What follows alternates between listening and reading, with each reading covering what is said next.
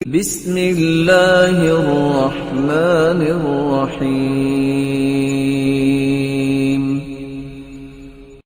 علمت نفس ما قدمت وأخرت۔ اگلا عمل جو بہت چھوٹا ہے، ساتواں عمل جس کو آج مسلمانوں نے رواج بنا لیا، حالانکہ یہ بہت بڑی نیکی ہے۔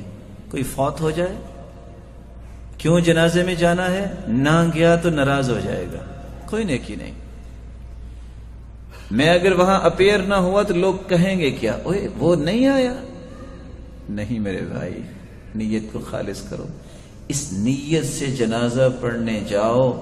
اللہ کے رسول کے فرمان کو سوچو، حدیث کے الفاظ ہیں، جو شخص من شہید الجنازہ فلہ قیراط، جو جنازہ پڑھتا ہے احد پہاڑ جتنی نیکیاں اس کے نامہ اعمال میں قیامت کو آ جائیں گی۔ کوئی بتا سکتا ہے کہ احد پہاڑ کا وزن کتنا ہے؟ اور جو دفنا کیا آتا ہے، اللہ عز و جلال اسے 2 احد پہاڑ جتنی نیکیاں عطا کرتے ہیں۔ اس لیے جنازہ پڑھنے کے لیے نیت کر کے جایا کرو کہ اللہ میں صرف تیری رضا کے لیے جا رہا ہوں، مجھے اجر چاہیے، مجھے ثواب چاہیے، اللہ تیری رضا چاہیے، لوگوں کی رضا نہیں چاہیے۔ یا